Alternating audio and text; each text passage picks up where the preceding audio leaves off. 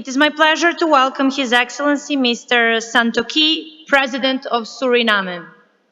Your Excellency, you have the floor.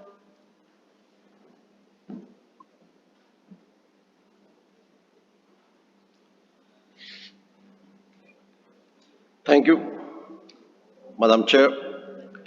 Leaders of the world, good morning. We have gathered again to demonstrate that collectively we can achieve and set out a path towards sustainable development. In doing so, we must be realistic, forward-looking, and balanced in our intentions.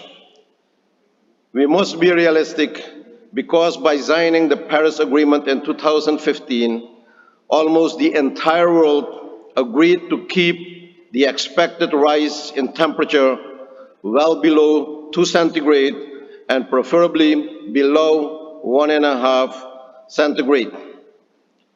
I cannot express my profound disappointment that neither the financial support nor the mitigation measures and the reduction of emissions promised in 2015 have been realized. Countries with low-lying coastal areas like Suriname and the small island developing states are amongst the most vulnerable countries, yet these countries receive no more than 2% of global climate finance between 2016 and 2018. The compassion demonstrated in 2015 seems to be lost, and these countries are in no way responsible for the devastating triggers of climate change, are facing mounting fiscal and debt problems caused by inter alia climate loss and damage. These countries are also facing the financial and social impact of the enduring COVID-19 pandemic. We have to look forward because the future is now.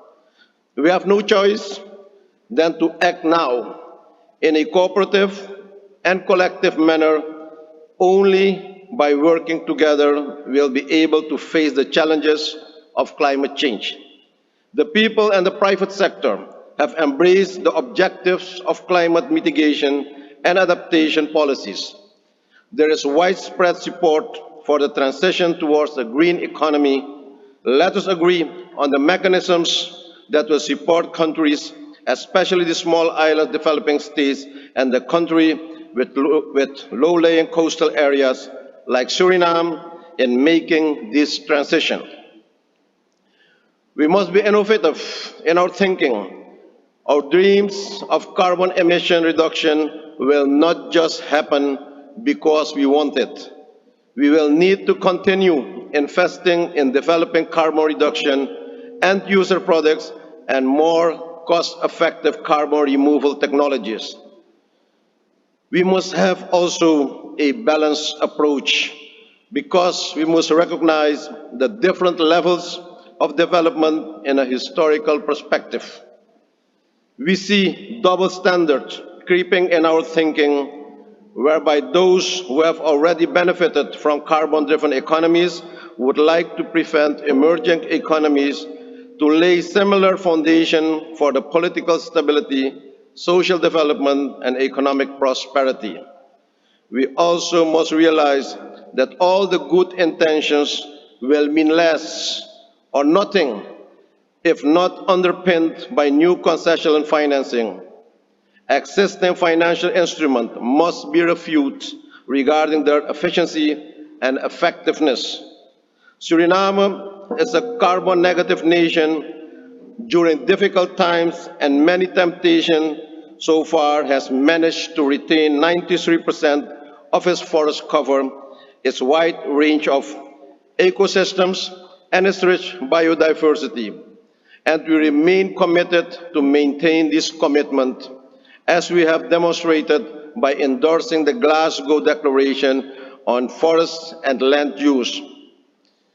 We see our commitment as a moral, developmental, and environmental investment for which appropriate compensation means and mechanisms need to be created to support sustainable transition in a green economy based on renewable energy sources.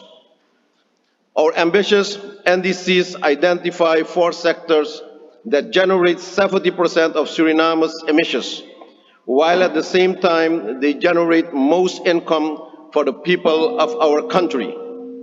Madam Chair, Suriname, being one of the few carbon negative countries in the world, has taken bold steps to identify mitigation and adaptation measures to build resilience to counteract this effect of climate change and to reduce emissions while continuing to conserve our biodiversity and strengthening sustainable forest management.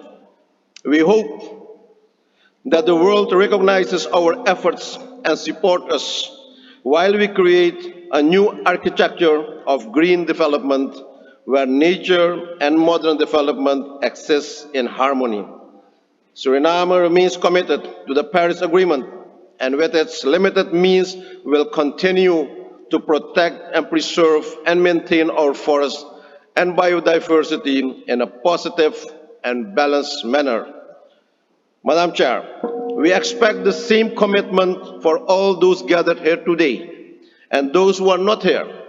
Our decisions and commitments must be global, forceful, trustworthy, but above all, realistic and supported by political will and financial means. Leaders, our youth is waiting to see what we decide to create, a secure and sustainable future, and what we leave them behind to build on. No doubt, an enormous task, but we owe it to this and next generations, and with collective will we can save the world. Let we express leadership, let we take responsibility, and let we make the difference to save our planet. I thank you for your kind attention. God bless you all. Thank you. Thank you, Your Excellency.